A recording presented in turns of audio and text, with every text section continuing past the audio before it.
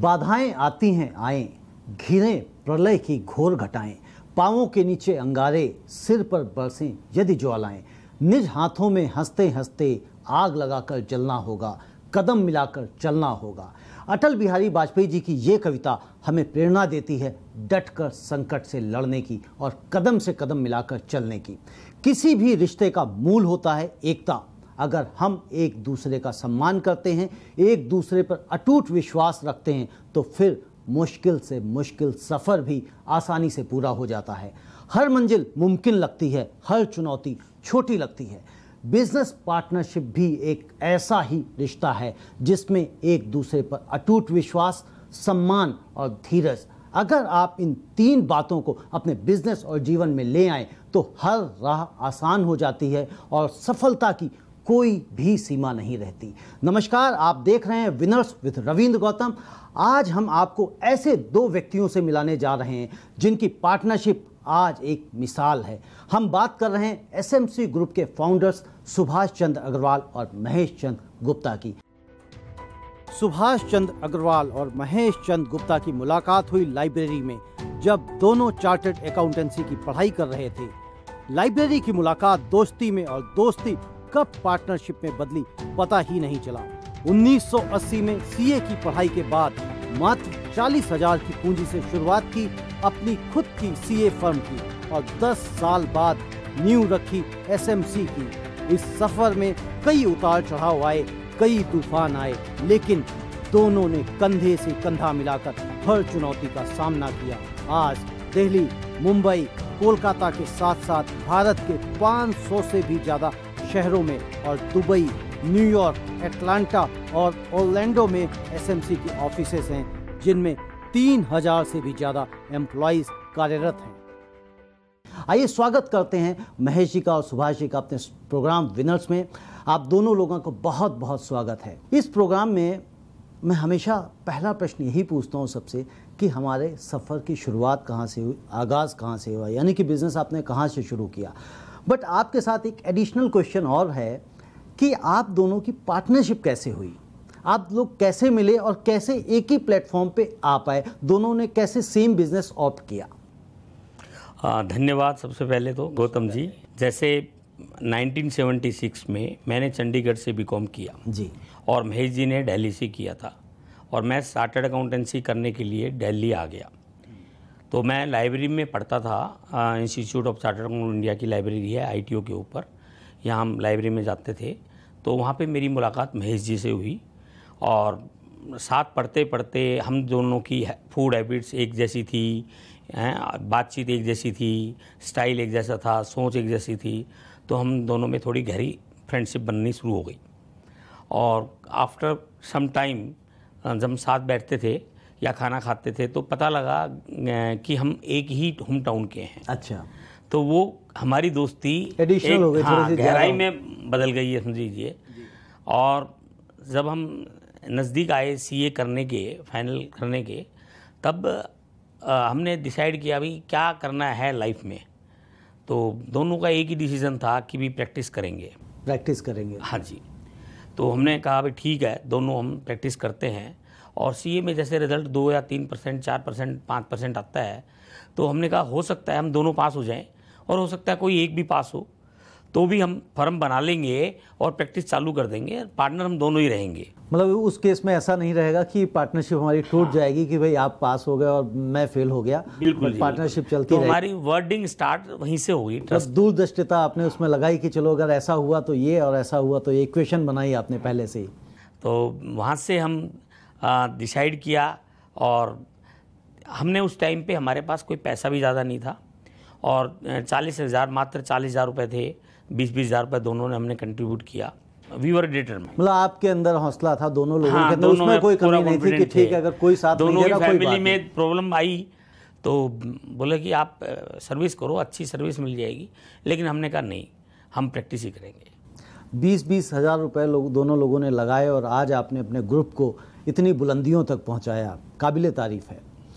महेश जी, जब बात कर रहे थे कि आप लोगों ने प्रैक्टिस करने की शुरुआत की, आपने सोचा कि मुझे प्रैक्टिस करना है, तो क्या वजह थी कि आप दोनों लोगों ने सोचा कि मैं जॉब में नहीं जाना चाहता हूं, या किसकी ये सोच थी कि मुझे जॉब में नहीं जाना, या दोनों लोगों की कंबाइन सोच थी कि जॉब नहीं करेंगे, हमें बिजनेस ही करना है? पहली बात तो गौतम जी कि हम दोनों की सोच एक सी थी कि हमें सर्विस जो है नहीं करनी है, प्रैक्टिस करनी है।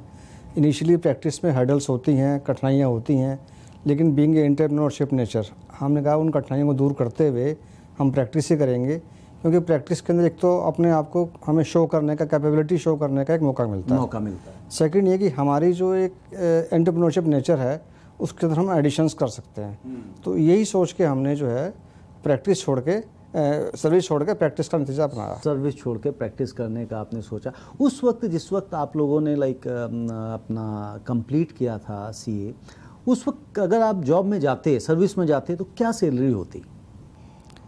इनिशियली उस टाइम जो मैं समझता हूँ 10,000 के आसपास पर मंथ की सर्विस हमारी हुआ करती थी। 10,000 रुपये की हुआ करती। फिर मोर हमारा पे जो बैकग्राउंड था फैमिली का, वो भी कोई ऐसा नहीं था कि हम प्रैक्टिस में बहुत जल्दी एस्टेब्लिश हो सकें। लेकिन हमने मेहनत करी, अपनी मेहनत के बल के, अपने रिलेशनशिप के बल के ऊपर हमारी प्रैक्टिस जो है कुछ ही सालों में अच्छी एस्टेब्लिश हो गई और हमने बाय गॉड ग्रेस अच्छा किया।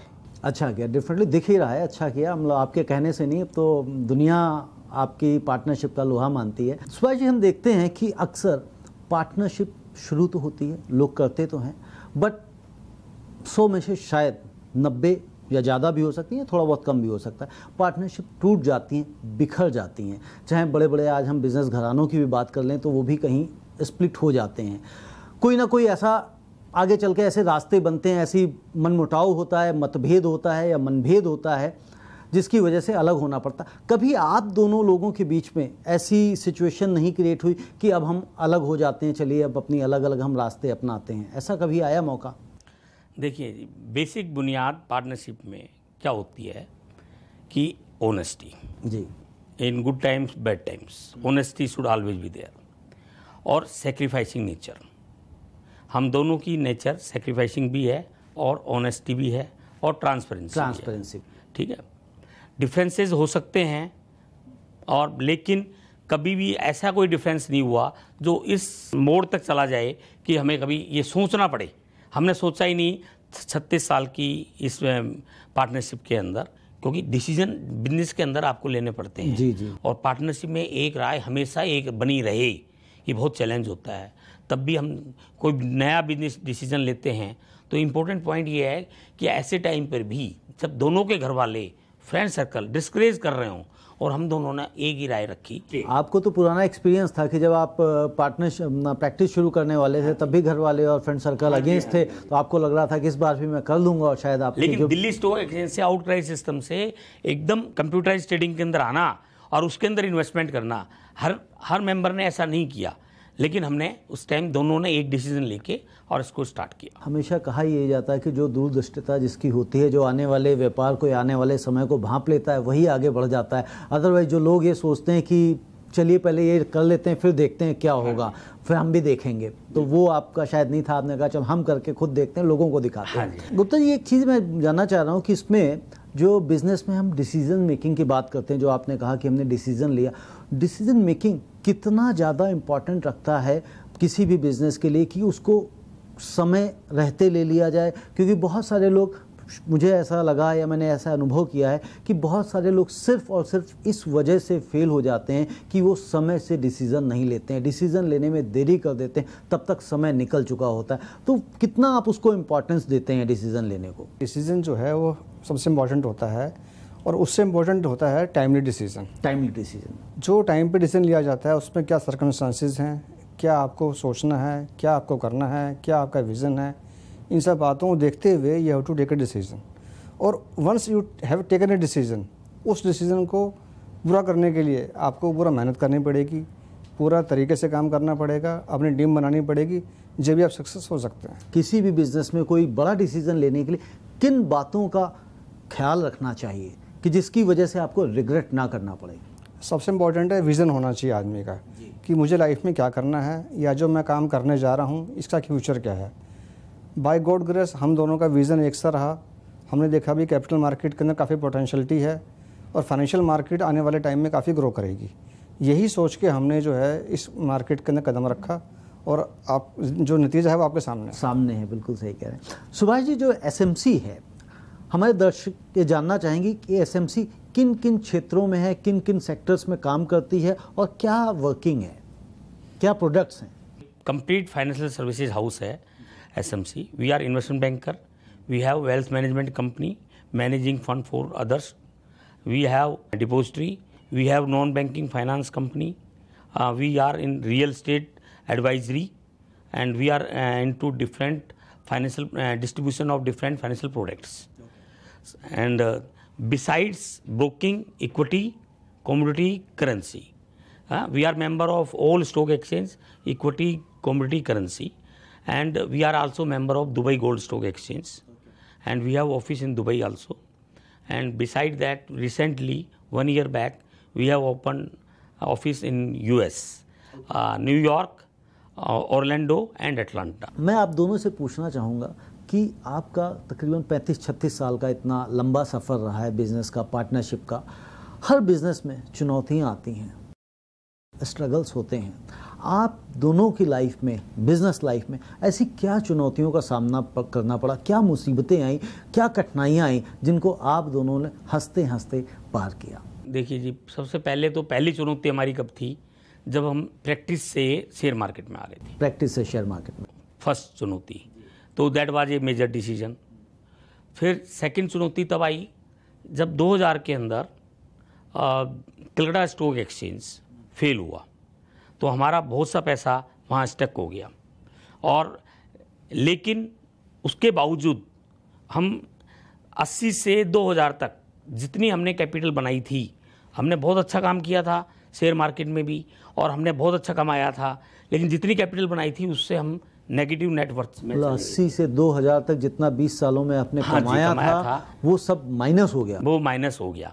और ऐसे टाइम पे it was a big challenge कि कोई भी आदमी हिल सकता था। तो उस समय तो मतलब आपको सच में मतलब मॉरली बड़ा डाउन हो गए होंगे। लोग ये कह रहे थे कि एसएमसी अब शायद इस मार्केट में रहे और अब ये लिक्विडेशन में चले जाएंगे। जिन लोगों का पेमेंट करना है, हमें 3 महीने से 6 महीने के अंदर सारा निपटा देना है।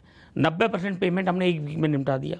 हमारे स्टाफ ने एक बार टेलीफोन अटेंड नहीं किया, ये हमारी बात नॉलेज में आई, सारे स्टाफ की मीटिंग कॉल करी कि भाई कोई भी कम्युनिकेशन है 100% अटेंड किया जाए, लेकिन ये कंप्लेंट नहीं आनी चाहिए कि आपने टेलीफोन नहीं उठाया, नो रिप्लाई जा रहा है। उससे हमारा स्टाफ भी हौसले में आ गया, हमारे क्लाइंट थे वो भी हौसले में आ गए।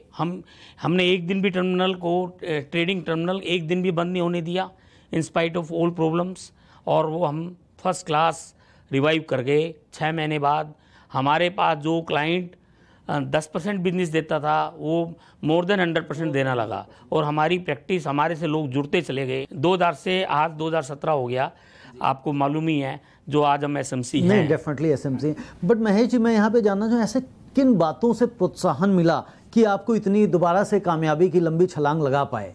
ऐसी क्या वजहें थी, क्या बातें आई कि जो आप दोनों लोगों ने वहाँ पे हारे नहीं बिल्कुल? देखो, बात यह है कि लाइफ के अंदर बैड टाइम्स गुड टाइम्स आते रहते हैं, लेकिन बैड टाइम्स के अंदर कभी आदमी को अपना हौसला जो है वो वीक नहीं करना चाहिए, सच्चाई का सामना करना चाहिए, और जो चीज़ सामने है उसको दृढ़ता से फेस करना चाहिए। यही सोच के हम लोगों ने हिम्मत से काम किया, ईमानदारी से काम किया, लोगों से बातचीत करी, कम्युनिकेशन पूरा रखा, और उसका नतीजा हमें डे बाय डे मिलता चला गया। कोलकाता का स्टॉक एक्सचेंज डूबा था, तो वो पैसे आपने तो ख़राब नहीं किया, कोलकाता स्टॉक एक्सचेंज ने की वजह से ख़राब हुए इन्वेस्टर्स के पैसे। तो आप डेफिनेटली साफ हाथ खड़े कर सकते थे कि भैया देखो वो तो स्टॉक ही डूब गया, तो मैं क्या कर सकता हूँ। बट आपने वो पैसे भी आपने अपने सर लिए, अपनी कंपनी की रिस्पॉन्सिबिलिटी समझी, उसको निभाया, उसको चुकाया, जिसकी वजह से कस्टमर्स की, इन्वेस्टर्स की क्रेडिबिलिटी बढ़ी।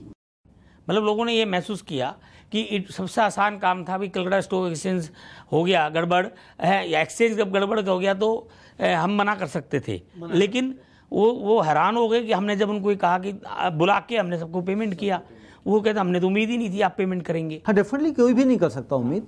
हर आदमी समझ सकता है कि भाई मार्केट गई है तो उसके एसएमसी से हमें पैसा कैसे मिलेगा। आज का जो युवा है आज देख रहे हैं एंटरप्रेन्योरशिप बढ़ती जा रही है, स्टार्टअप्स चल पड़े हैं, हर आदमी अपना बिजनेस करना चाहता है, व्यवसाय करना चाहता है। उसके अंदर क्या ऐसी स्किल्स होनी चाहिए जिसकी वजह से वो बिजनेस कर सकता है? अदरवाइज अगर वो स्किल्स नहीं है तो उसको जॉब में जाना चाहिए। देखिए, मेन बात तो है, इसमें कोई शॉर्टकट नहीं है। You have to be a long term player. और आपको जो भी बिज़नेस आप करने जा रहे हैं, जो भी स्टार्टअप करने जा रहे हैं, उसके लिए पूरा आप अपना रिसर्च करके, डिस्कस करके फिर करें। यही मेरी लोगों को सलाह रहेगी। सही कह रहे हैं। बट आज का जो युवा है, जैसे आपने कहा शॉर्टकट नहीं, बट हमारे युवा को, जितने भी यंग एंटरप्रेन्योर्स हैं, सभी को शॉर्टकट पसंद है। मैं आपको छोटा सा एग्जांपल देता हूँ। पेटीएम जब इसने स्टार्ट किया था, हमारे पास भी आया था कि भी हमें को फंड चाहिए। हमने उसकी बात सुनी, he was very very confident, लेकिन हमारी जो इन्वेस्टमेंट बैंकिंग टीम है उसको डाइजेस्ट नहीं हुई। ही वॉज कॉन्फिडेंट और उसने आज प्रूव कर दिया। खाली कॉन्फिडेंस हो और उसकी कैपेबिलिटी कम नज़र आए तो भी ज़रूरी नहीं है सक्सेस हो जाए, उसकी कैपेबिलिटी भी चाहिए, है नहीं? तो और थर्ड, उसका पैसन भी चाहिए। कॉन्फिडेंट भी है लेकिन पैसन नहीं है तो भी आप सक्सेस नहीं कर सकते। छोटे मोटे चैलेंजेस आ गए, आप पीछे हट जाओगे। इसलिए ये सब चीज़ें बहुत ज़रूरी है जो आदमी नया स्टार्टअप करता है। जो लोग नया बिजनेस शुरू करते हैं उनको दिन में कितने घंटे मेहनत करनी चाहिए? 8 घंटे में कोई बिजनेस खड़ा हो सकता है, 12 घंटे में हो सकता है, 16 घंटे में हो सकता है, ये ऐसा कोई सेट फॉर्मेट नहीं है। असली चीज़ है, you should B hard working. जितना नए स्टार्टअप को सक्सेस करने में हार्ड वर्किंग बहुत ज़्यादा ज़रूरत होती है। तकरीबन 10-12 घंटे ऑन एन एवरेज लग जाते हैं, तो इतना टाइम लगाना चाहिए। 10-12 घंटे तो लग ही जाते हैं और लगाना भी चाहिए। हाँ, लगाना भी चाहिए और इतने लग जाते हैं ऑन एन एवरेज बिजनेस के अंदर। मैं एवरेज बात कर रहा हूँ। किसी भी ऑर्गेनाइजेशन के मुखिया, हेड, चाहे हम उसको चेयरमैन बोल दें या मैनेजिंग डायरेक्टर बोल दें, उसकी निशानी क्या है? उसको मतलब किस तरह से बिहेव करना चाहिए अपनी कंपनी के अंदर? क्या क्या चीज़ें देखनी चाहिए? किस तरह से हमारे अपनी टीम को मैनेज करना चाहिए? किस तरह से कस्टमर से डील करना चाहिए? देखिए, सबसे इम्पॉर्टेंट चीज़ होती है कि you should create a strong team. क्योंकि क्या होता है कि जब तक आपकी टीम स्ट्रॉन्ग नहीं होगी, जब तक आप ग्रो नहीं कर सकते। सेकंड थिंग है कि you should B man of commitment. जो भी आप कमिटमेंट करें, you should be honoured. Third है ऑनेस्टी, इंटेग्रिटी, पैशनेट। ये सब चीज़ तो चाहिए। मेरे ख्याल से सबसे इम्पॉर्टेंट टीम क्रिएशन है, पैशनेट होना ज़रूरी है, you should B a word of commitment होना चाहिए। यदि सब चीज़ों करेंगे तो नेचुरली बात है कि आपका बिज़नेस ग्रो करेगा और कोई तकलीफ़ नहीं आएगी। और जो टेक्नोलॉजी है उसके हिसाब से चेंज करना चाहिए, क्योंकि आज के टाइम में जो टेक्नोलॉजी है वो बहुत चेंज हो रही है। यदि हम पुराने तरीक़ों से काम करते रहे और हमने आपको चेंज नहीं किया टाइम के हिसाब से, तो हम ग्रो नहीं कर पाएंगे। यानी कि जो भी चेंजेस आ रहे हैं टाइम टू टाइम आपकी इंडस्ट्री में, आपके बिजनेस में, आपको फटाफट उनको अडॉप्ट कर लेना चाहिए। तो जो जितनी जल्दी अडॉप्ट करेगा चेंजेस, वो उतनी ज़्यादा सक्सेस भी ग्रैब करेगा। जो आपने क्वेश्चन महेश जी से पूछ रहे थे, उसमें एक छोटा सा मैं ऐड करूँगा। जो लीडर आदमी होता है ना, वो कभी घबराता नहीं है, क्योंकि वो घबरा गया तो चीज़ खत्म हो गई। वो घबराता ही नहीं है। कितने भी वर्स्ट सर्कमस्टांसेस हो, तब भी उसमें से भी वर्स्ट में से भी बेस्ट निकालता है। और पेशेंस ज़बरदस्त होना चाहिए। आप कोई क्राइसिस में है तो आपका टेम्पर लूज नहीं होना चाहिए, स्टाफ का हो सकता है, सीनियर स्टाफ का भी हो सकता है। You should be patient. मतलब आपके अंदर धीरज पूरा गहरा, इतना गहरा होना चाहिए, घबराहट बिल्कुल भी आसपास नहीं आनी चाहिए। उस टाइम पे आपको आउटस्टैंडिंग विजन रखना पड़ेगा, एकदम positive thinking. You have to inspire others, don't afraid, things will be managed.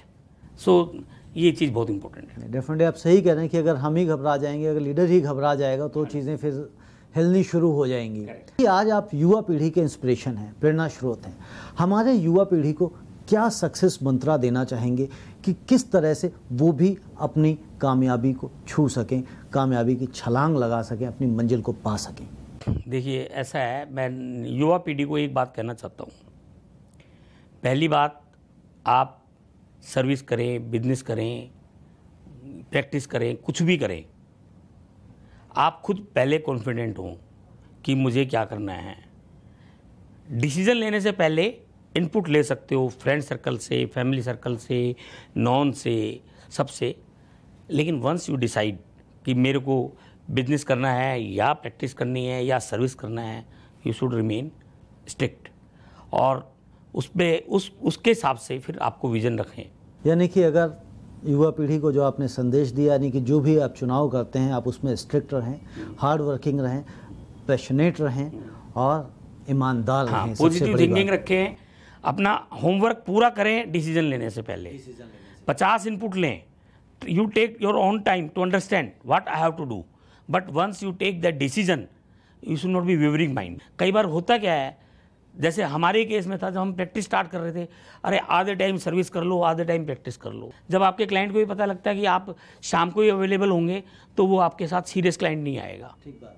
तो इसलिए हमेशा लाइफ के अंदर you should be focused. Mahesh ji और सुभाष जी, बहुत बहुत शुभकामनाएं आपका हमारे शो पे आने के लिए। बहुत बहुत शुभकामनाएं। या थैंक यू वेरी मच। तो ये थे हमारे साथ सुभाष जी और महेश जी।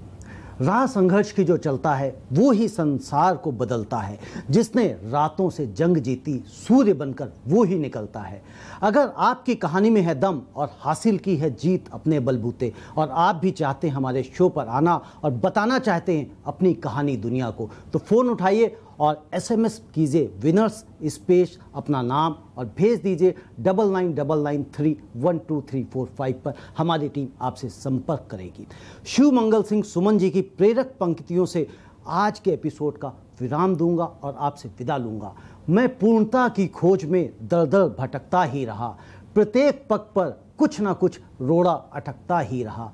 निराशा क्यों मुझे, जीवन इसी का नाम है। चलना हमारा काम है, साथ में चलते रहे, कुछ बीच ही से फिर गए। गति ना जीवन की रुकी, जो गिर गए सो गिर गए। रहे हरदम उसी की सफलता अभिराम है। चलना हमारा काम है, चलना हमारा काम है। नेक्स्ट वीक फिर मिलेंगे एक विनर की कामयाबी की कहानी के साथ। तब तक आप अपने सपनों को हासिल करने के लिए लड़ते रहिए, आगे बढ़ते रहिए। नमस्ते।